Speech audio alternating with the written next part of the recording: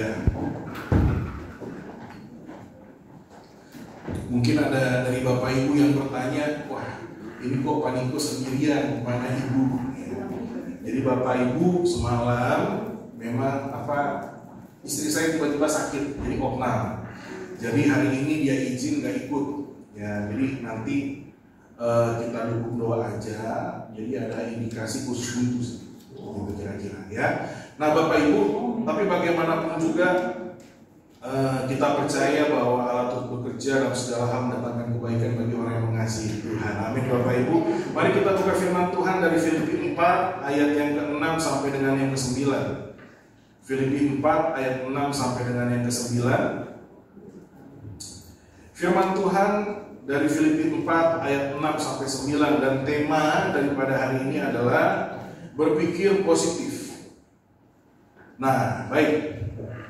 Bapak Ibu, karena ini hanya 4 ayat, saya ajak kita untuk baca bersama-sama. Filipi 4 ayat 6 sampai 9. 3, 2, 1, iya. Janganlah hendaknya kamu khawatir tentang apapun juga, tetapi nyatakanlah dalam segala hal keinginanmu kepada Allah dalam doa dan permohonan dengan ucapan syukur. Damai sejahtera Allah yang melampaui segala akal akan memelihara hati dan pikiranmu dalam Kristus Yesus. Jadi akhirnya, saudara-saudara, semua yang benar, semua yang mulia, semua yang adil, semua yang suci, semua yang manis, semua yang sedap didengar, semua yang disebut kebajikan dan patut dipuji, pikirkan semua itu. Ayat 9. Dan apa yang telah kamu pelajari, dan apa yang telah kamu terima, dan apa yang telah kamu dengar, dan apa yang telah kamu lihat padaku, lakukanlah itu, maka Allah sumber damai sejahtera akan menyertai kamu. Bapak Ibu Saudara, bagi saya surat Filipi itu yang pertama intinya berbicara tentang fellowship, tentang persekutuan kita dengan Tuhan. Ya, dalam Filipi 2 kita telah mendengar dan kita sudah membaca kemarin bahwa Allah, Dia tidak memandang kesetaraannya, Dia mengambil rupa seorang hamba dan menjadi manusia. Karena Dia menjadi manusia itulah makanya kita mendapat bagian di dalam Dia. Makanya kalau di dalam Yohanes dikatakan, aku di dalammu dan engkau di dalamku, kita hanya bisa beroleh bagian di dalamnya karena Dia Allah menjadi manusia. Karenanya kita sebagai gereja sebagai umatnya bukan gedungnya, kita ada di dalam Dia karena Dia Allah mengambil rupa manusia. Itu yang pertama. Yang kedua saudara, menurut saya Filipi itu berbicara tentang bagaimana kita sebagai manusia, dan karena Allah sudah menjadi manusia, mari kita mengenakan pikiran dan perasaan yang terdapat di dalam Kristus. Makanya dalam Filipi 2 ayat 5 dikatakan, hendaklah kamu dalam hidupmu bersama menaruh pikiran dan perasaan yang terdapat juga dalam Kristus Yesus. Nah, ini penting Bapak Ibu. Jikalau kita mau sukses dalam kekristenan, ini penting jikalau memang kita mau mengikut Yesus. Kenapa? Karena kita hanya bisa mengikut Yesus ketika pikiran dan perasaan yang ada di dalam kita adalah pikiran dan perasaan Kristus. Kan Yesus sendiri bilang, betul kan? Barang siapa mau mengikut aku, maka ia harus apa? Menyangkal diri, lalu pikul salib, kemudian mengikut aku. Amin Bapak Ibu.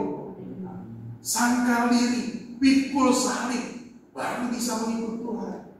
Sangkal diri artinya Bapak Ibu, itu tadi mengenakan pikiran dan perasaan Kristus. Kenapa ini jadi penting? Karena ketika pikiran perasaan kita salah, perilaku kita menjadi salah. Makanya banyak saudara fenomena dan realitas sekarang ini itu namanya Kristen perasaan. Iya, Kristen perasaan. Ya. Jadi rasa-rasanya Tuhan berbicara sama saya. Rasa-rasanya nih Tuhan melindungi saya. Oh, rasa-rasanya Tuhan ada di sini, nggak ada di sana. Sehingga apa Bapak Ibu? Akhirnya relasi dia dengan Tuhan berubah-berubah karena hanya berdasarkan perasaan di dirinya. Sebagai contoh, ketika orang mengenakan pikiran dan perasaan pribadi, bukan mengenakan pikiran dan perasaan Kristus. Bapak Ibu tahu, dalam satu perjalanan Yesus, dia memasuki daerah Kaisarea, dicatat bahwa Yesus bertanya sama murid-muridnya, menurut orang siapa saya? Betul ya? Tahu kisah ini kan? Lalu ada yang bilang, engkaulah Elia, engkaulah nabi yang dijanjikan. Tetapi Petrus memberanikan diri dan dia berkata, engkaulah Mesias. Lalu Yesus bilang, berbahagialah engkau Petrus, karena Roh Kudus yang menyingkapkannya, menyatakannya. Nah, setelah itu, dalam peristiwa yang sama, Yesus memberitakan pertama kali tentang penderitaannya, kesengsaraannya, bahwa dia sebagai Mesias, dia datang untuk menderita sengsara, bahkan mati di kayu salib, menebus dosa manusia. Pada waktu Petrus mendengar itu, Petrus langsung menarik Yesus. Lalu apa yang Petrus katakan? Kiranya Tuhan menjauhkan engkau dari kesengsaraan itu. Lalu apa yang Yesus katakan ketika Petrus menarik dia? Apakah memuji? Apakah lalu bilang, "Ih, perasaanmu baik sekali, engkau peduli sekali Petrus." Gitu. Ternyata enggak. Ternyata Tuhan Yesus katakan, "Enyahlah engkau iblis, karena engkau memikirkan apa yang dipikirkan manusia, bukan memikirkan apa yang dipikirkan oleh Allah." Dan saya yakin ketika Yesus katakan, "Enyahlah iblis," Tuhan Yesus sedang menengki, Tuhan Yesus sedang membongkar pikiran Petrus yang salah. Pikiran Petrus yang salah, perasaan Petrus yang salah tentang Yesus, karena dia pikir Yesus itu Mesias, mendirikan raja di bumi. Nanti kalau dia jadi raja, saya menjadi perdana menteri minimal atau menterinya. Membuat dia tidak memahami bahwa Yesus datang sebagai juru selamat, bukan hanya bagi bangsa Israel, tapi seluruh. Karena pemikiran yang salah, perilaku Petrus pun salah. Sehingga Yesus menegur dengan keras bahwa engkau memikirkan pikiran manusia, bukan pikiran Allah.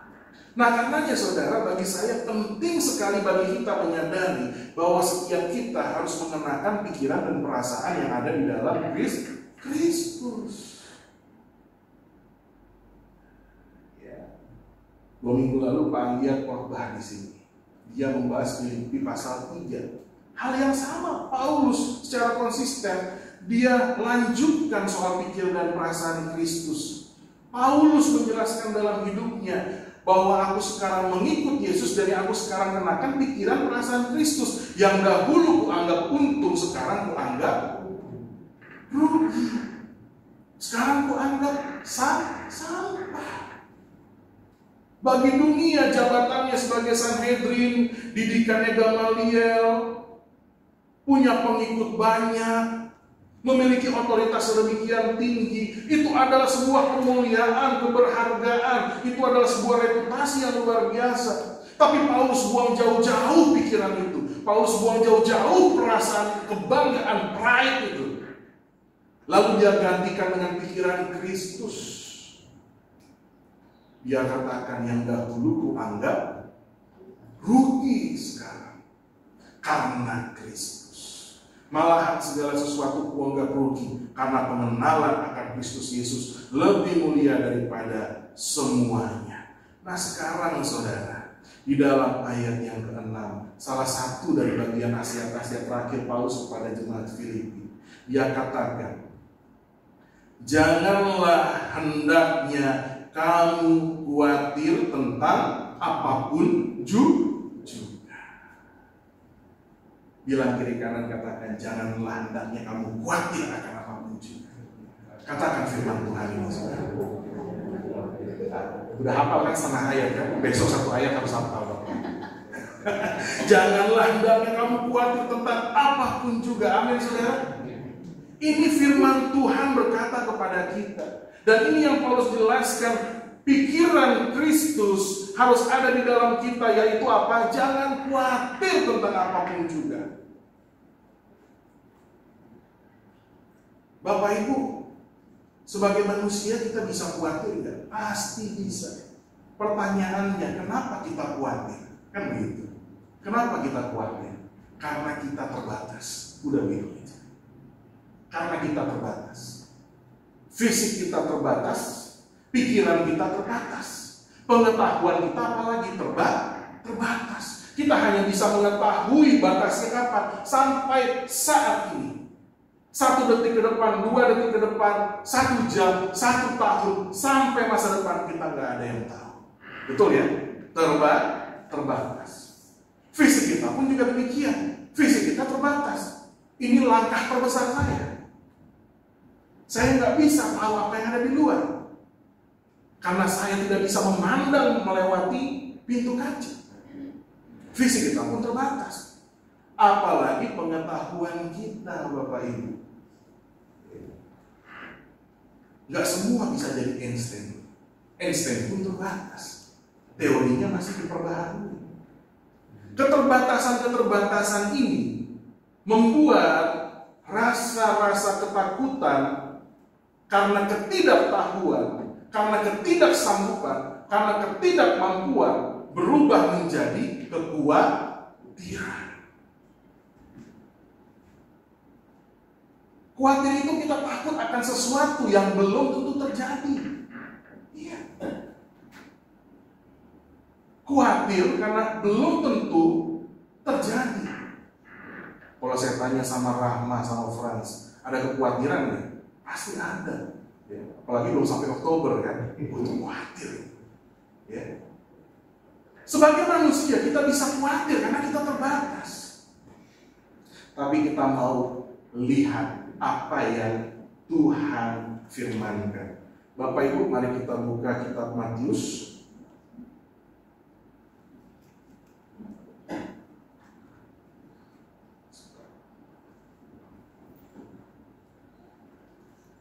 Matius 6 ayat 25 sampai dengan yang ke-34.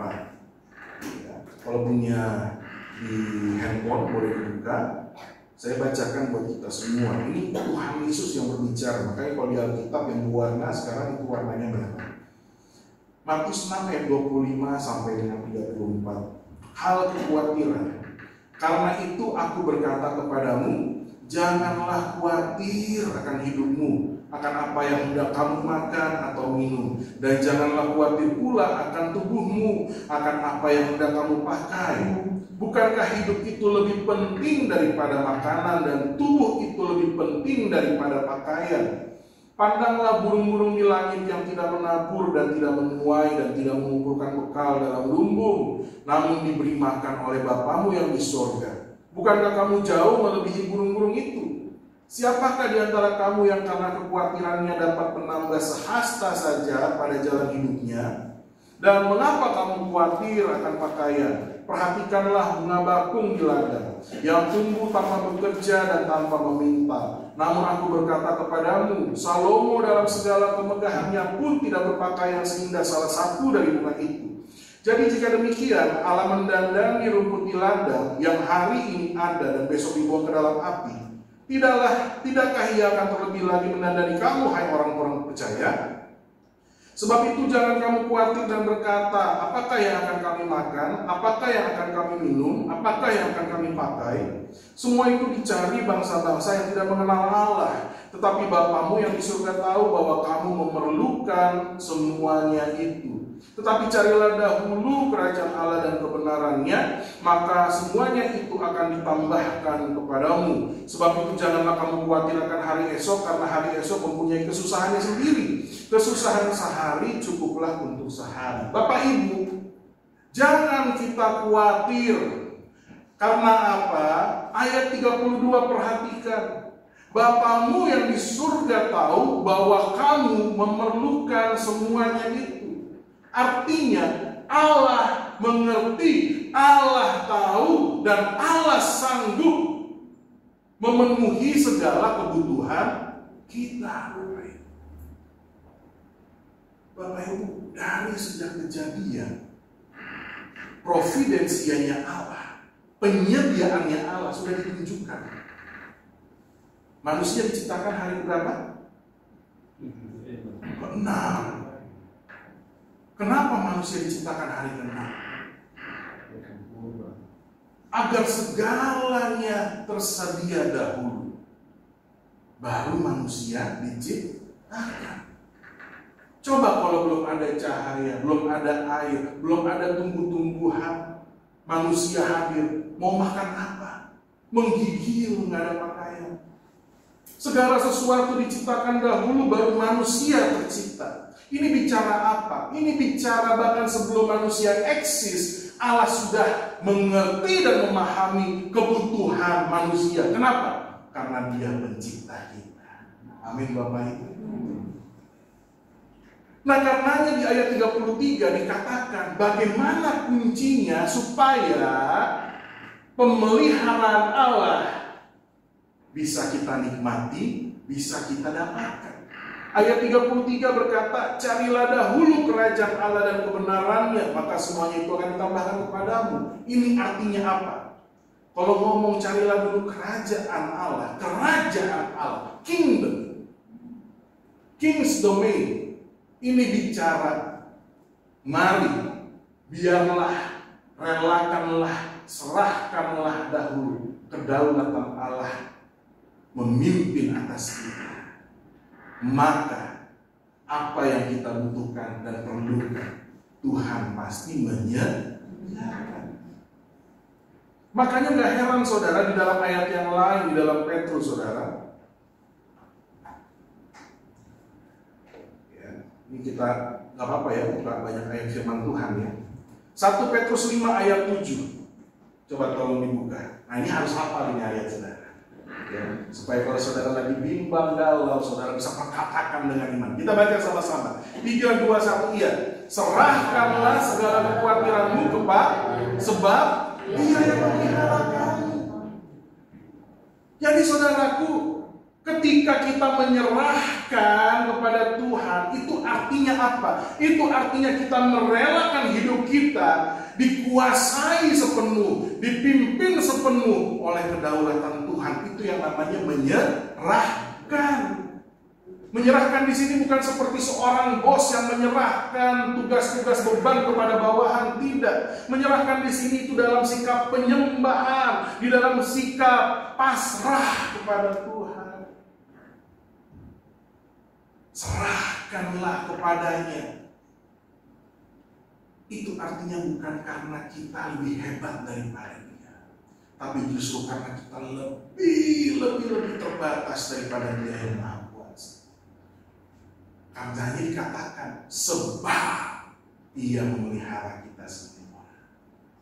Nah saudara, karenanya saudara, saya kembali lagi ke Filipi 4 tadi saudara. Mari kita kenakan pikiran perasaan Kristus. Dalam konteks ini janganlah hendaknya kita khawatir. Artinya mari kita percaya sepenuh kepada Bapa.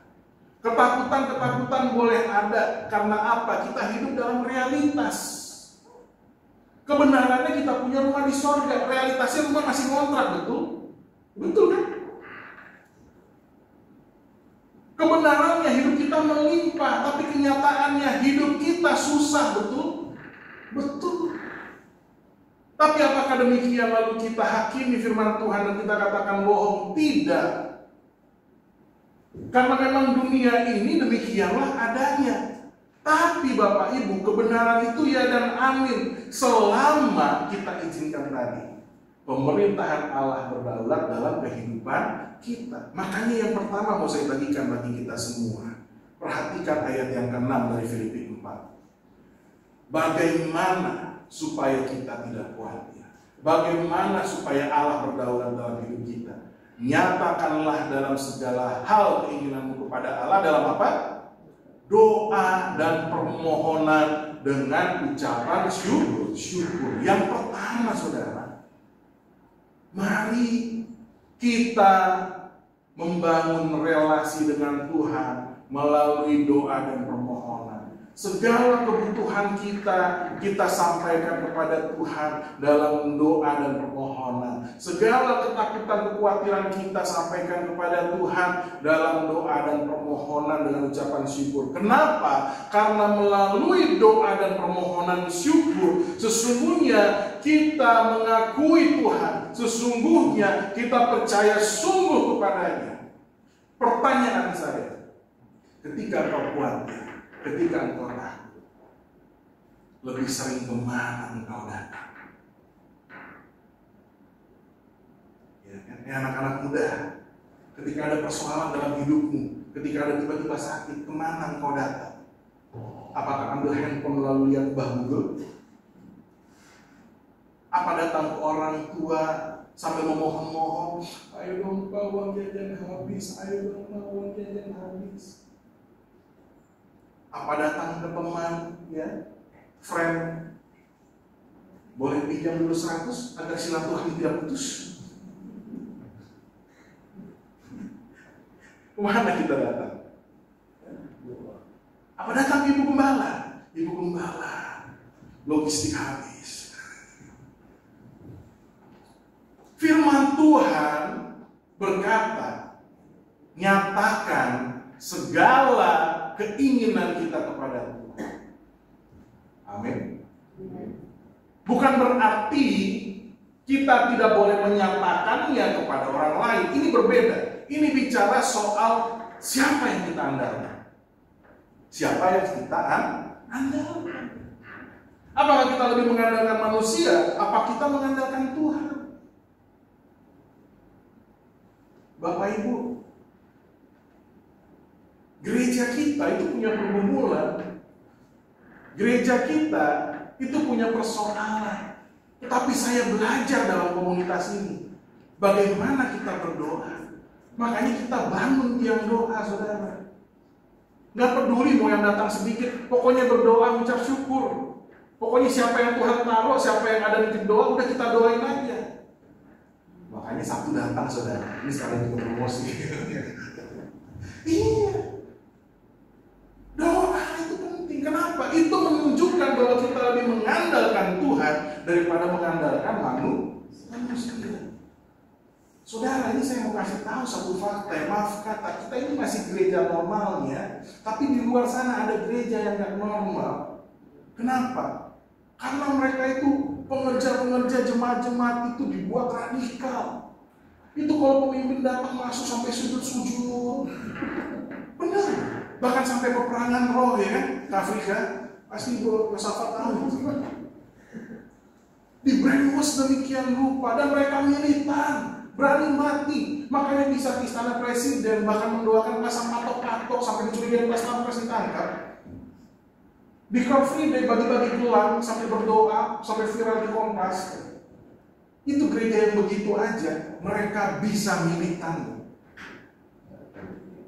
Lah kita gereja yang lempeng-lempeng aja, saudara. Marilah kita belajar untuk mengandalkan Tuhan dan setia kepada Tuhan. Ya. Yang kemarin viral, saudara. Kepada mereka dituntut berdoa sekian kali sehari. Saudara, kita nggak usah dituntut. Kita cukup sadar. Kita cukup sadar apa? Kita cukup sadar bahwa Dialah sumber segalanya. Makanya kalau kita sadar Tuhan sumber segalanya, Dia penyedia, pemelihara yang mutlak, kita nggak perlu dipaksa berdoa. Kita pasti berdoa minta tolong sama Tuhan. Masalahnya kita seringkali belum sadar. Kita seringkali belum sadar. Belum sadar. Makanya saudara, mari ingat Roma 12 ayat 1 dan 2. Janganlah engkau menjadi serupa dengan dunia, tapi berubahlah dengan pembaharuan budimu. Terlalu lama kita dimanjakan, Terlalu lama kita salah gaul dalam dunia. Sehingga apa? Kita mengikuti cara-cara dunia dalam memenuhi keinginan kita. Apa itu cara-cara dunia dalam memenuhi keinginan kita? Itu segala. Kalau mau kaya begini, kalau mau kaya begitu. Kalau kamu mau melimpah, promosi ini, promosi itu, promosi ini. Saudara, saya mau bagikan begini. Lebih daripada itu, ada Tuhan yang berdaulat dan yang mengatur. Kalau Dia membuka, gak ada yang bisa menutup.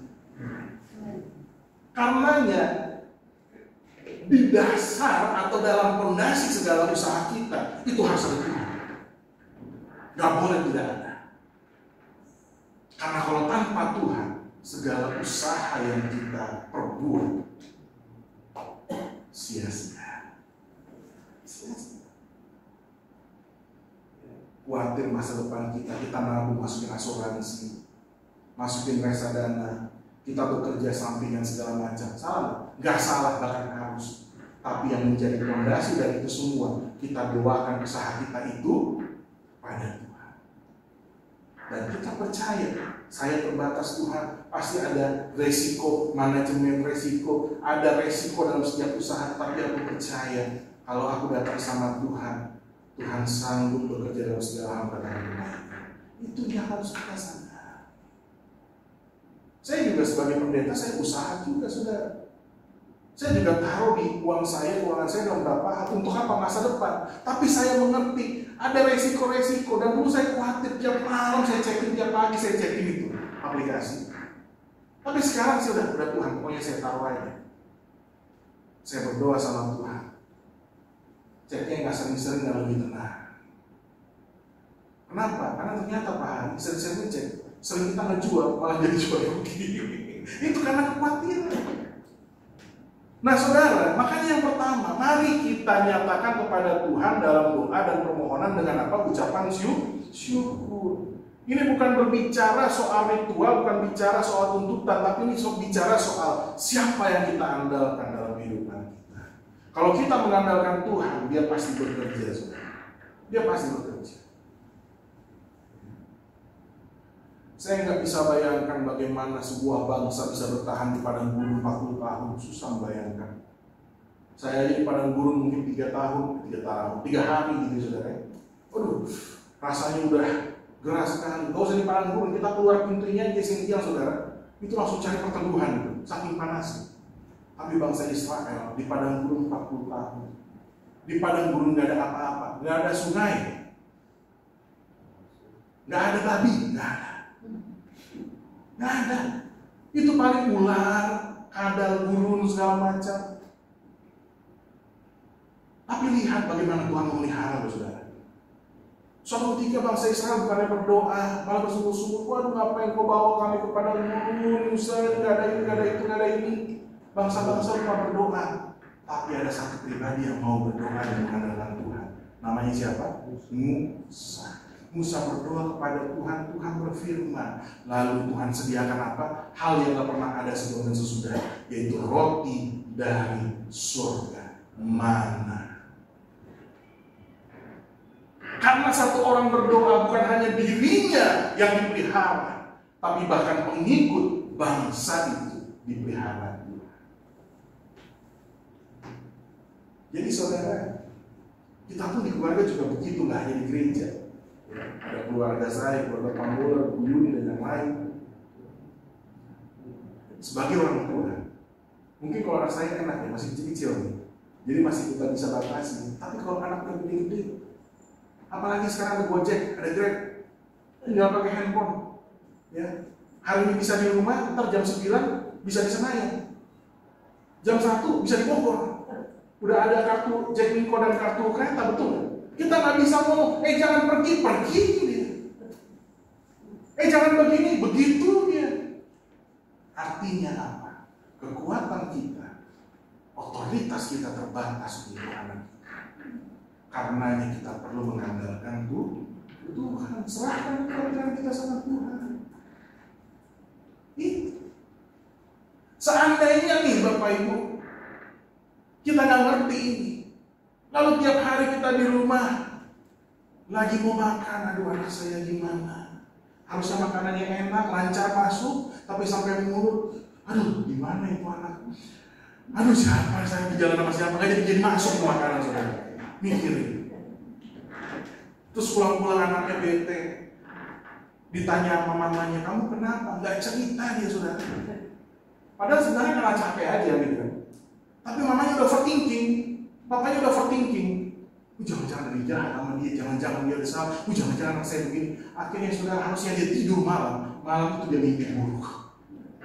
Drama-drama Korea semua keluar. Overthinking. Tapi coba, kalau kita merendahkan diri sama Tuhan, Tuhan aku percaya kedaulatan. Aku percaya Tuhan kuasamu sanggup meruntuhkan segala kubu-kubu musuh, meruntuhkan segala siasat-siasat iblis. Saudara, terlalu banyak kesaksian saudara. Karenanya hari ini kita belajar. Mari kita berdoa, memohon dengan ucapan syukur segala keinginan kita kepada Tuhan. Banyak orang di luar sana itu menantikan kelahiran anak itu. Dekat nggak bisa tidur. Saya tidur. Saya tidur. Ya tidur. Karena ada bapak-bapak juga overthinking. Nanti tangannya 2 nggak ya? Jadinya 5 nggak ya? Ada yang begitu juga, teman saya begitu. Ini orang yang tidak percaya Tuhan bekerja.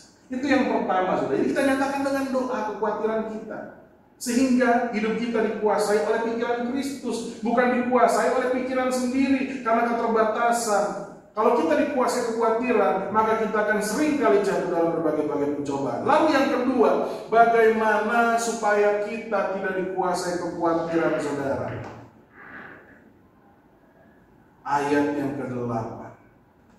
Akhirnya saudara, semua yang benar, mulia, adil, suci, yang manis dan didengar, kebajikan patut dipuji, pikirkan semua. Artinya apa?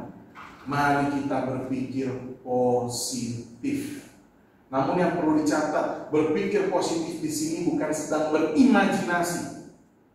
Bukan sedang berimajinasi, tapi sedang beriman. Ini saya mau kasih satu analogi contoh, saudara. Ada 2 turis, dia hiking. Wah, naiknya semangat dong, namanya hiking. Ada yang pernah hiking di sini Bapak Ibu? Jadi pasti pernah. Udah? Belum? Wah, nanti kapan-kapan kita hiking, naik gunung. Pas sudah di atas, turunnya itu saudara, ditawarkan sama penyedia layanan. Yuk kita naik mobil karena ini waktu sudah gelap. Sedangkan kita harus sampai ke base camp dalam waktu sekian. Ayo kita naik mobil. Nah akhirnya saudara mereka setuju. Lalu dibawalah ke mobil. Pada waktu dibawa ke mobil, mobilnya itu mobil tua, kijang lama. Tapi saudara yang menjadi pembeda, yang turis satunya itu adalah teman daripada tour guide. Sedangkan turis yang keduanya, dia nggak kenal dengan tour guide ini. Dia hanya kenal dengan temannya ini. Akhirnya mereka naik mobil. Nah karena yang satu kenal, yang satu nggak kenal dengan driver dan tour guide-nya, terjadilah perbedaan sikap. Yang nggak kenal dengan tour guide-nya, ketika jalan turun, di pikirannya dikuasai kekhawatiran. Ini mobil nyampe nggak nih? Ini remnya belum nggak nih? Aduh kalau remnya belum nanti masuk jurang. Aduh kalau masuk jurang saya ini baru menikah. Aduh gimana ini? Aduh jadi sepanjang itu perjalanan dia berdoa, tapi berdoa ketakutan. Sepanjang perjalanan dia benar-benar tertunduk, gemetar. Kenapa? Karena dia membayangkan, dia mengizinkan dirinya dikuasai oleh segala kekhawatiran. Tapi tulis yang pertama saudara, dia juga berdoa, memuji Tuhan, tapi bersyukur. Kenapa? Karena sepanjang dia jalan turun, dia baru bisa menikmati pemandangan. Dia bisa menikmati, oh ternyata tadi kita lewat sini bagus sekali ya, kalau naik mobil ya. Dia sambil ambil foto, saudara. Kenapa dia bisa tenang? Dia kenal tuh guide. Dan dia tahu temannya pasti bertanggung jawab, saudara. Dan akhirnya sampailah keduanya. Pada waktu sampai, tulis yang pertama tegur, bagus ya pemandangannya, tadi saya ambil foto-foto loh. Tadi kamu ambil enggak? Waduh bro, gua aja bersyukur bisa sampai ke sini bro. Aduh, lain kali jangan pakai ini penyedia ini. Aku udah deg-degan tadi. Masa sih? Perjalanan ini kan bagus. Saya menikmati kok. Nah, kenapa bisa ada perbedaan sikap antara tulis satu dan tulis yang kedua? Itu jelas sekali. Karena yang satu dia kenal tour guide-nya. Dan dia paham, mengerti, percaya bahwa tour guide-nya adalah orang yang bertanggung jawab. Turis itu menggambarkan kehidupan kita, saudara. Dan mobil itu menggambarkan dunia ini yang bobrok dan rusak. Tour guide itu menggambarkan Tuhan kita yang bertanggung jawab. Karenanya, supaya kita bisa menikmati hidup, supaya kita bisa memikirkan yang baik, yang sedap didengar, yang patut dipuji, dasarnya cuma satu, pengenalan akan Tuhan. Anda bisa berpikir baik tanpa Tuhan? Bisa. Tapi sulit, karena mobilnya bobrok, dunia ini bobrok. Yang ada nanti kepribadian ganda dan gila, percaya saudara. Jadi satu-satunya dasar yang bisa membuat kita berpikir baik itu cuma iman kepada Tuhan, cuma percaya bahwa Dia memelihara dan sanggup, saudara. Makanya kemarin di waktu khotbah yang lalu saya khotbahkan, kerjakanlah keselamatanmu dengan takut dan gentar, karena Allah lah yang mengerjakan di dalammu baik kemauan maupun pekerjaan sesuai dengan kerelaannya. Artinya Tuhan juga yang mengerjakan di dalam kita sehingga kita bisa berpikir yang baik, sehingga kita bisa merasa yang baik, sehingga kita bisa melakukan yang baik. Artinya kalau relasi kita putus sama Tuhan, kalau kita menjauh daripada Tuhan, kita sulit untuk berpikir yang baik, apalagi lepas daripada kekhawatiran. Ini yang harus kita pikirkan. Motivator di luar sana bilang pikir positif. Tapi saudara, itu arahnya ke imajinasi, dan itu hanya bertahan sebentar. Karena dasarnya bukan pengharapan. Dasarnya bukan pengharapan kepada Tuhan.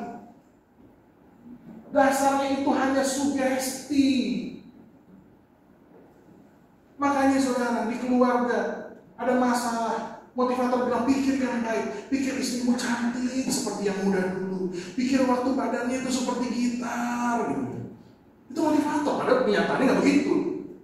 Tapi saudara, kalau di dalam Tuhan itu berbeda.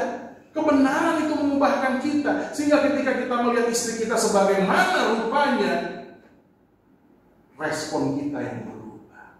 Aku bersyukur Tuhan dia masih cerewet, ternyata sehat. Lalu puji Tuhan, coba kalau dia diam bingung saya gitu. Aku bersyukur Tuhan dia itu telah bertambah besar. Ini karena berkat-berkat-Mu ya Tuhan dalam hidup kami ini. Iya, kadang orang datang sama saya, "Wani kok istrinya gede ya sekarang ya," gitu kan. Terus saya bilang, "Enggak, cantik kayak dulu." Bohong. Ya saya bilang, ya besar lah badannya, Tuhan memberkati kami. Kan gitu saudara, benar dong? Itu sama-sama iman. Cuma bedanya ini, memang Tuhan gitu. Jadi mau dia kurus, mau dia gemuk, Tuhan memberkati. Dan saya tahu bahwa Tuhan itu baik. Udah gitu aja.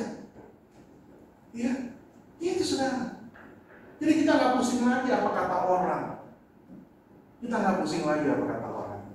Dan di dalam itu kita bisa bersyukur. Makanya kita suruh bersyukur, kenapa? Kita pusing apa kata orang. Ya. Habis kalau dibilang istrimu cantik, ya terus dia cantik ya dulu, langsung istri patahin gombal kan gitu. Imajinasi langsung buyar. Tapi kalau kita bawa itu pada Tuhan, ya Tuhan pelihara kami, Tuhan baik. Kecantikan itu bukan hanya dari fisik, tapi dari hati.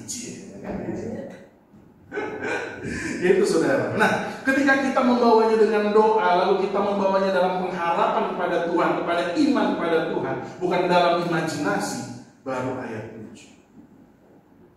Damai sejahtera Allah yang melampaui segala akal akan apa saudara?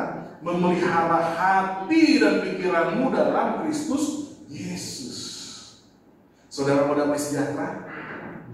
Bawa dalam doa segala keinginanmu dan permohonan surga. Berpikir positif di dalam iman, bukan dalam imajinasi. Maka kau akan damai sejahtera. Tapi Pak, Tenggat waktu bayar kontrakan 3 minggu depan. Tenggat waktu bayar kos 3 minggu depan. Saya nggak ada uang. Udah berpikir, Tuhan pasti menolong. Tuhan pasti bisa menolong. Imani dan doakan. Sehingga apa yang terjadi ketika kita mengimani dan mendoakan, kita bisa bekerja dengan segenap hati, segenap jiwa, dan segenap kekuatan kita. Tapi coba kalau orang gak beriman, saudara, ada masalah, itu cenderung, saudara, dia akan berdiam. Dia akan mengeluh. Sehingga apa? Kontraproduktif, gak produktif. Makanya perhatikan sejarah deh. Itu yang dibilang sama Gus Dur, orang Kristen semakin dihambat makin merambat. Kenapa? Karena dasarnya bukan lagi nekat, dasarnya iman, pengharapan itu, saudara. Betul. Gak dipersekusi, dibunuh segala macam, tapi tetap produktif, tetap menginjil, tetap bekerja. Paulus sedemikian banyak hari-harinya dihadapi dengan kesulitan, penderitaan, tetap bekerja, tetap mengumpulkan dana untuk jemaat-jemaat. Luar biasa. Kenapa dia bisa lakukan begitu? Karena dia menaruh imannya penuh kepada Tuhan. Karena dia merelakan dirinya dipimpin penuh oleh kedaulatan pemerintahan kerajaan Allah. Jadi hari ini, saudara yang terkasih, serahkanlah kekhawatiran kita kepada Tuhan. Dan sebagai ayat penutup, coba buka 1 Petrus 5 ayat 7 sampai 11 sekarang ya. Saya bacakan buat kita nanti ayat 7 sampai 11, ini aja ikuti pembacaan saya. Di situ dikatakan, serahkanlah segala kekhawatiranmu kepadanya sebab Ia yang memelihara kamu. Sadarlah dan berjaga-jagalah, lawanmu si iblis berjalan keliling sama seperti singa yang mengaum-ngaum dan mencari orang yang dapat ditelannya. Makanya saudara, kalau orang khawatir tinggal dikagetin langsung ngeblank. Ya. Coba misalnya harga ini lagi banyak pikiran, baru diputusin pacar nih, terus saya datang langsung, saya yakin langsung ke sirup, saudara, ngeluarin ATM, ngeluarin Tapi orang yang khawatir, yang fokusnya lagi ke ini, itu gampang sekali dikontrol, gampang. Ya, makanya saudara, di luar sana, bagaimana membangun kekuasaan, bagaimana membangun kekayaan, orang itu dengan cara teror, membangun ketakutan. Ya, ada gereja tiap minggu khotbahnya kutuk ini, kutuk itu, kutuk ini, kutuk itu, kutuk ini. Kalau nggak begini, kutuk. Ketakutan, saudara. Ya, jangankan dia melayani dengan ketakutan, dimintain hartanya aja dia tetap mau. Makanya hati-hati, saudara. Lawan iblis dengan iman yang teguh. Nah, ini perhatikan. Makanya kita kalau khawatir, lawannya harus punya iman teguh, pengharapan. Sebab kamu tahu bahwa semua saudaramu seluruh dunia menanggung penderitaan yang sama. Berpikir positif harus dengan iman. Dan Allah sumber segala kasih karunia yang telah memanggil kamu dalam Kristus kepada kemuliaan yang kekal akan melengkapi, meneguhkan, menguatkan, mengokohkan sesudah kamu menderita seketika lamanya. Jadi saudara, ingat, penderitaan itu nggak bisa kita buang. Tapi dalam penderitaan, Kristus dalam kemuliaannya melengkapi, meneguhkan, menguatkan, dan mengokoh. Ini. Jadi nggak usah khawatir. Ialah yang punya kuasa sampai selama-lamanya. Amin untuk firman Tuhan. Siap?